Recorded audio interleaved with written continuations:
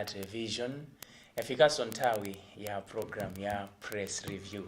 Msiku la lero muli ndine Gift Kalonga komanso mzanga Alison Banda. Apa ndikoti tipasane moni kapena moni ndio moja tapasana mama wao. Moni ngwaulele. Moni umapatsana olo mutapatsana ka 20 zimaonetsa kuti anthu muli pa ubale wabwino komanso ndino amodzi. Moni ngofunika komanso ndi mbali ya chikhalidwe chathu. Ifeyo ngati nzika za dziko la Malawi timadziwika kunjako kuti the warm heart of Africa. Chimodzi chimene chimatidziwitsa ndi ulemu umene famoni ndi ulemu. Ngati ulibe ulemu sukapereke moni. Ndine kuti mawa wanu kuyenda bwanji, nthawi ino ya mamawa moyo wanu kuyenda bwanji. Ambuya utitsogolera mamawa uja atabwera pano cha ma 5 kaloko tacheza komanso fika nthawi zino ndi zisomo. Mulungu akakufikitsa munyengo ngati zimenezi zimafunika kuipeza nthawi nkuthokoza ndi kuti tabweranso pano ndi press review kuyang'anako zimene newspaper za mdziko muno zalemba. Makamaka timang'ana mapepala awiri amenewa The Nation newspaper komanso The Daily Times. Ine ndatenga The Nation newspaper. Nde muyambe sinanga ndadali pa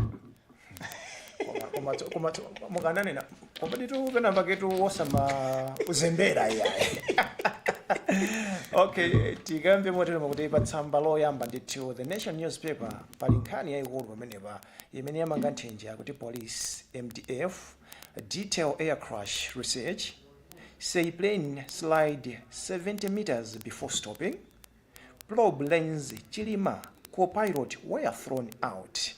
Nkhani imene ndi imene yamanga nthenje koma ayilemba mkatikati mwa newspaper layi komanso pali nkhani ina imene akuti joint security crackdown nets 14 in Lilongwe. Malawi Police Service and Malawi Defense Force MDF yesterday arrested 14 suspects in a draw raid of Msundwe in Lilongwe that targeted criminal network linked to smuggling, illicit alcohol and other illegal activities. Kandi mene nditu tamva nditu kuchokera dzulo dzana kunena kuti apolisi analowa kwa Msundwe kumene kukhala ngati kuti kumene kukayang'ana kuti pali wena akuchita mkhalidwe ophwanya malamulo a dziko lino pakagulitsidwe kazakumwa zoledzeretsa komanso mwina zinthu zina katundu wina kuti ngosaloledwa kuti adzisunga nyumba mwachisanzo mafuta ya galimoto. Ndeno apolisi anapita kumene kwamangako anthu 14 ndeti nkumaona kuti tikuti bwanji kwenikweni. Tinganene kuti nkhani imene ndiyovutirapo kwambiri chifukwa tikaonesesa apolisiwa akukhala ngati akuchitako ngati tinganene kuti ngati mwina zosakomera anthu ena koma mukaonesesanso muli akupereka chitetezo kwa anthu chifukwa mafuta a galimoto timanena kuti ndi chinthu choti chimatha kuyaka moto if not handled properly ndiye kuchisunga nyumba si chinthu chabwino. So akuteteza miyoyo ya anthu komanso akuteteza even ifa kuoneka kuti kumachitika so ma criminal acts ambirimbiri koma tikaonesesa kuti apolisi pamenepo akugwira ntchito mogwirizana ndi IMDF kuti kuonesesa kuti anthu alotetezeka. Chabwino mwina tione The Daily Times yayamba mota.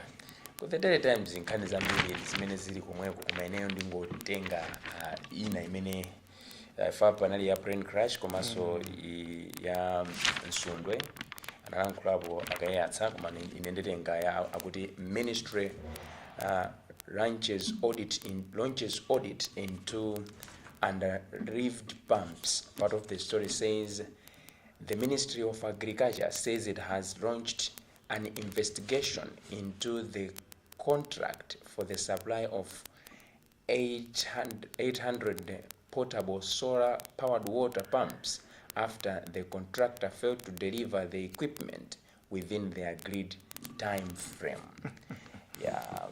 Tinganene kuti kuoneka kuti kumene ntchito yopereka madzi inakhanga ngati yachedwerako chifukwa chonena kuti contractor sanakwanise kupereka zimene anauzidwa mu nthawi yake yoyenereka. Mwina inu mungakambepo kuti bwanji pa nkhani imeneyi. Makamaka nkhani imeneyo pena pake ndiyonena kuti timakamba mobwereza kunena kuti kumatuluka bid yoti makampani apange bid amene akhoza kukwanitsa kupereka zimene zikufunikazo. Ndeno kampani yawina contract yalandira ndalama kenako ikukanika kukwaniritsa zimene idalonjeza mu contract. timakamba nthawi zambiri kunena kuti nthawi zina timaloza zala kwambiri boma kapena mwina anthu ena olakwika tikayang'ana nkhani ngati zimenezi zonena kuti kumene zimafuna zipite ku zitukuko zimenezizi wani kumakhala komiti komiti ije makapanga ripoti mwina kwa mkulu wina akapanga ripoti mpaka imakafika kwa DC apereka ripoti even MP ndi kansala akudziwa zinthu zimenezi pena pake zimadabwitsa kuti mukumusilira bwanji contractor chifukwa nkhani tokamba ndi moyo madzetu ndi moyo madze ndi moyo nkhani za ulimi zimene zimasunga dziko lathu la Malawi ndi zimafunika kuti zikabwere tizithamanga kuonetsetsa tikamakamba mavuto amene dziko la Malawi amakumana nawo makamaka nkhani za chakudya kukwera kwa mitengo ya zakudya zina zimakhala zoneti negligence kapena kutayirira mu nkhani ngati zimenezi chifukwa ngati mitutu kwamba apapa anthu amene adakonzekera kuti alandira madzi nkupanga ulimi apangidwa affect kwambiri zimene zili zinthu zosakhala bwino mwina kungothirapo muno titakunena kuti makampani aboma kaya ndi ningona kuti ntchito za boma ngati tikufuna kutenga contractor tione efficiency yake reputation reference osangotenga munthu ona kuti sakwanisa monga ngati izi zimakhala zochititsa manyazi zimaoneka ngati kuti adindo samadziwa chimene amapanga komano kwambiri zimafunika zoti pamene tikutenga anthu ena ake tione reputation yawo kuti ali ndi kuthekera chifukwa atha kukhala kuti ali ndi company nda contractor komano olumdati mufuse kuti ndi chani chimene project imene munapangapo nkumaliza ndi iti komanso anthu ena akumatha kutenga contract ya chinthu akudikira kuti zinthu ziyapanga deliver ndrama akapasa nde ndikuona ngati kuti mwina tikhaleko ndithu maso tikakhala kufuna kuti tipeze otatigwirire ntchito munatenga mastora awiri inenso ndingomenya imodzi apa akunena kuti assets declaration faces persistent challenges. Part of the story says ward councillors are among the culprits when it comes to declaring their assets, the Daily Times can reveal. This is contained in a report compiled by the Office of Director of Public Officers Declaration, ODPOD.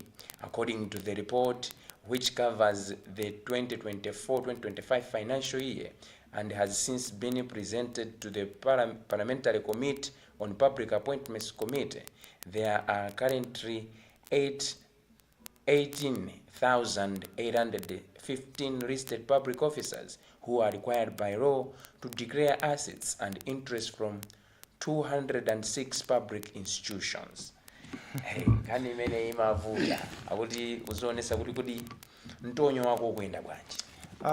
Nkhani imeneyi pamene mamavuta ndikonena kuti tikaona ndi mmene nkhani yaitengera timamva kuti ngakhale mtsogoleri wa dziko amafunika kuti adzilengeza kuti ndili mkatundu ochuluka motere ndili ndi ndalama zochuluka motere zonse zimene ali nazo zimene zimabweretsera chuma azidziwa ngati nkhani imodzi yoti tizitha kudziwa kuti ngati wachita bwino modabwitsa anthu adzifunsa kuti kodi mwazipeza motani. So tikaona ngati nkhani ngati iyi ndizonena kuti mdindo wina aliyense amene akugwira ntchito ya boma makamaka ntchito zimene zimakhala kuti zimatenga mtima wa anthu kapena miyoyo ya anthu adzilengeza kuti ine ndimapeza motere, ine ndili ndi chakuti zili malamulo ndithu adziko zofunika ndithu kuti anthu adzilengeza moteromo. Takhapo tikumva kuti maiko anzathu timatha kumadziwa kuti gift ndolemera motere timatha kudziwa pamene kunoko zimakhala zovutirapo. So nkhani imene njoti mwina angowunikira nkunena kuti anthu amene akufunika kuti alengezewo achite moteromo kunena kuti tisamakayikire tizidziwa kuti ngakhale anthu mwina akukamba kuti agula galimoto yodula kwambiri Malawi muno koma kupatula pa zimene ife tikuwadziwa nazo aliso njira zina zimene zimabweretsera chuma zimene zimathandizira kuti anthu adzitipatsa chikhulupiriro mmene timagwirira ntchito. Okay, mwina kumutipase so imodzi tikaona nkhani imene mwina sitingangodziwabe komabe tikepo mlomo ndi imene tikukamba ya plane crash chifoti kuti nangotipatsa chithunzithunzi koma malingana ndi newspaper ya The Nation kuti Parliament's makamaka ad hoc committee probing the 10 June military plane crash yesterday had testimonies from senior officers from the Malawi Defense Force and the Malawi Police Service on the rescue and the search mission. Nkhani imeneyi ndionena kuti mu news zathu tikali nayo kukamba nzonena kuti kafukufuku amene anthu tofuna tipeze kuti timakamba kuti tipeze closure potsekera kunena kuti mtima uvomereze kuti zidachitikadi anthu adapita tichite motani kafukufuku amene kachiwiri ndeno zikumveka kuti akuti zikuoneka kuti mmodzi amene amathandizira kuyendetsa ndege malinga ndi newspaper imene akuti adakankhidwamo ndege akunena kuti thrown out nde pamene popo pali magona nkhani pamene pali mafunso kuti chinachitika chani nde poti kafukufuku ali mkati team pano ndipoti chimene chikundisangalatsa nchona kuti akumapereka ma-update fa kuyambirira kuja tinayesesa kumayimbira foni anyamilandu kuti mwina atiyankhuleko atifotokozere kuti chitika ndi chani amene kuti tili mkatikati tikulankhulani koma patikuona zoti akupereka information yabwino zimene zimafunika ngati mumakumbukira kunalinso kafukufuku yambirira kuja nkhani yabwino kuti zinthu zina zimaoneka ngati sizimapangidwa poyera komawa atiwuzira kunena kuti zina zikhala on camera zina in camera zikhale mkati mwa kamera mosizituluka simuziona ayi mpaka tizazidziwa zonse zikakani zikati izizo zongotithandiza uyu sikafukufuku oyamba kukutinena kuti kachiwiri kufufuza titilo ndi nkhani ina ku parliament komweko paja ya hotela kafukufuku kachiwiri pena pake ukamaona mmene zikuyenderanso pena kumaona kuti kodi tsogolo tilipeza msanga nkhani njongonena kuti mwina ife tikhale mchiyembekezo mmene akambira nyamilandu kunena kuti amalawi agwire chonena kuti iwo agwira mwachilungamo komanso molemekeza malamulo a dziko. Papa Nkanina Unawati Malawi joins World Education Forum. Part of the story says Education, Science and Technology Minister Bright Msaka was one of the participants when the world's largest gathering of education ministries opened in London, the United Kingdom, on Monday. The Education World Forum, which is being hosted at Queen Elizabeth II Centre in the heart of Westminster, has attracted education and skill ministers from more than 100 countries for 4 days of open, candid dialogue on challenges that education systems around the world are facing.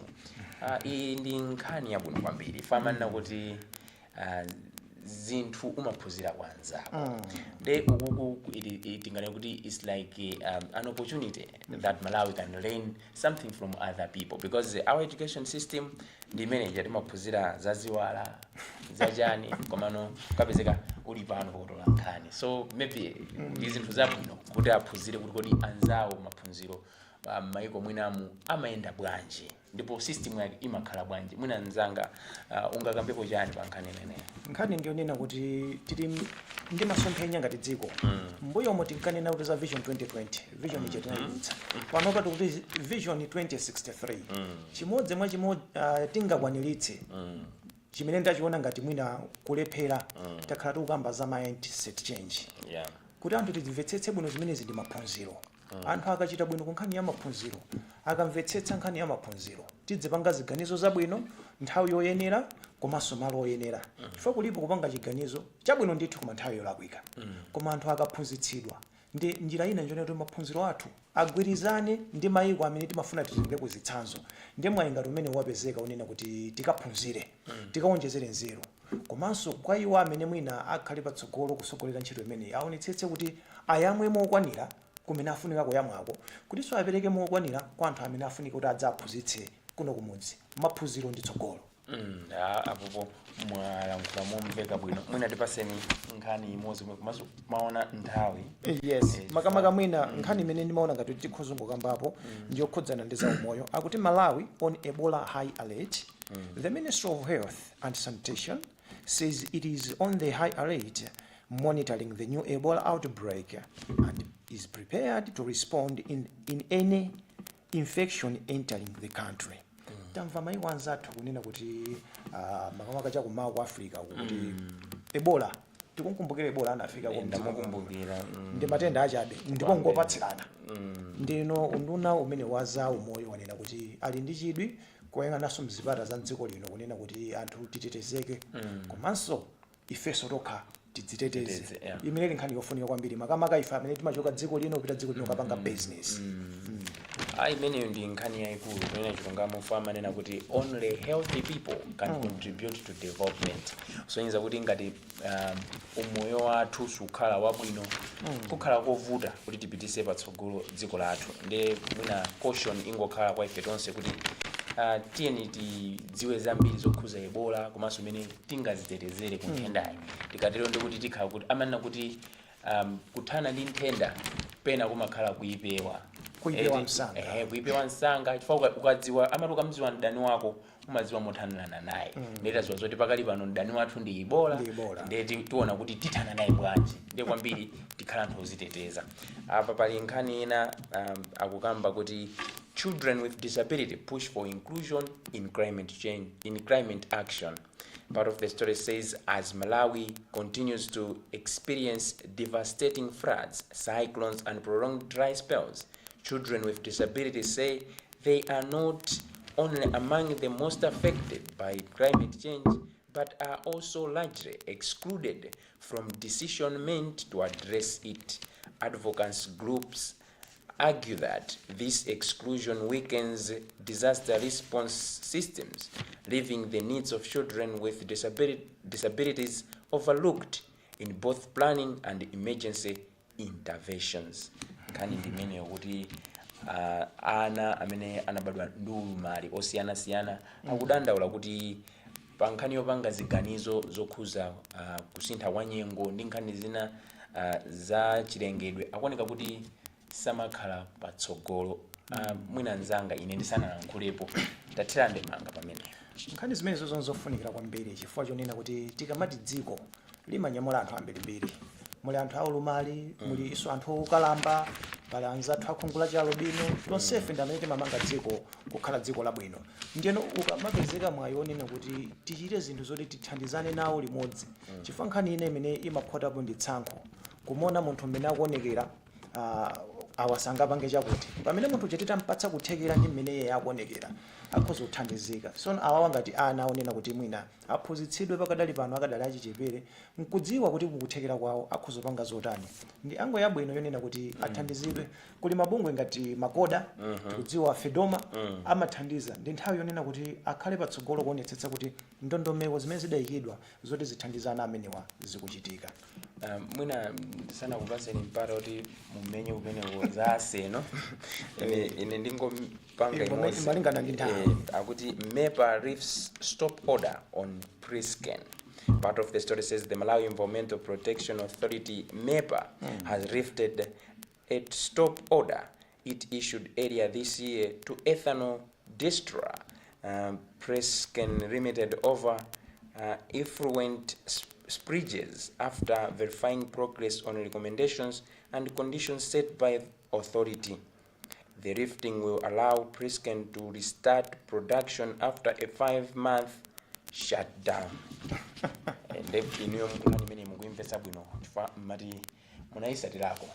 Nkhani imene ndi kuidziwa chifukwa choti ine ndi mmodzi mwa amene ndalemba nkhani imene mwakafukufuku mozama mbali ya Prisken tidamvako mbali ya anzathu amene amangana za chilengedwe amepa tinamvapo komanso boma adatseka kampani imeneyi chifukwa chonena kuti zina zimenewo amapanga zidapezeka kuti zasefukira zakaononga madzi zakaononga mbewu.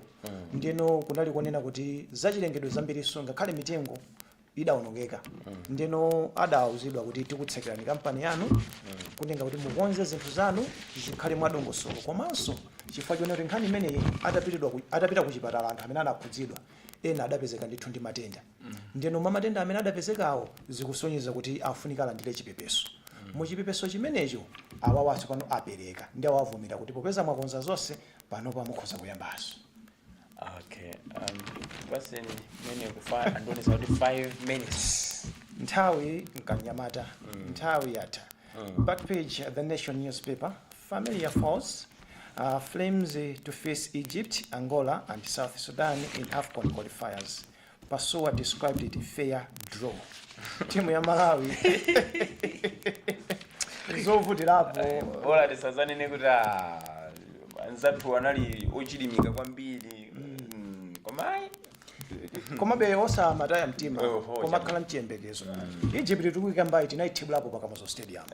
Angola tinapita ku 2010 ku AFCON tidakachita ku yes akina phira ali mtsogolere so tisataye mtima pasuwa mmene wanenera kuti it's fair draw tili nacho chembekezo kuti akunga timu yabwino yoti itithandize sindiudziwa kuti kumene kumamaliza motani nkhani zake ndi zomwezo koma pali apa kuti ministry farm meet postponed. The meeting between Ministry of Youth, Sports and Culture and Football Association of Malawi farm officials failed to take place on Monday. Time Sport has established. The ministry summoned the association to a meeting which was initially scheduled for Monday in Lilongwe. However, the meeting did not take place due to unavailability of some officials. Spokesperson for the ministry, Macmillan Mwale, said the meeting would be rescheduled. Kani ndimene kuti mkumano wakanika koma akuti uchitikaso sokoloko. Nkhani zake ndizovuta ukaona nkhani imene sikusiyanaso ndi imene yamalizira nation zikufanana zungofunika kuti amafunika kuti apange chiganizo masewero amene anakhazikitsidwa makamaka oyambirira kuti akupanga launch FDH Premiership imene ili ligi yaikulu pakadali pano kuno kwathu sadachitike ku Luntha amene zimafunikira ndino zimafunika kuti akhale pasakambirani kuti aone chitsogolo chifukwa tikudziwa kuti ngakhale masewero azaseweredwenso koma anthu adagula matikiti ndalama zawo mudzabwezera motani apapa iyika kuti iseweredwa kangoyo wala siku lake koma ayikonzera masiku koma nkhani zonena kuti ena adagula kale matikiti amafunika aonekere kuti ndi kuti amene wadaluza so ndi nkhani yonena kuti mwina anthu angogula the Nation newspaper komanso the Daily Times kuti amve nkhani zonse mwatsatanetsatani ife tangoyepolamo zina zimene zili mkatikati the Daily Times komanso the Nation newspaper zonse zimutha kuzipeza pa mtengo wa 4,000 kwacha kuti muwerenge satani wa nkhani zimene azisindikiza ma newspaper amenewa mwina ungwasazika anthuwa. Ine dzina langa ndi Alison Banda ndathokoza kuti munasankha chisankho choonera kanema wa Luntha mgawo lino. Nali ndine Gift Kalonga mpitirizani kuonera Luntha television pamene muonere ma program abwino osiyanasiyana mwakoma nonse zikomo.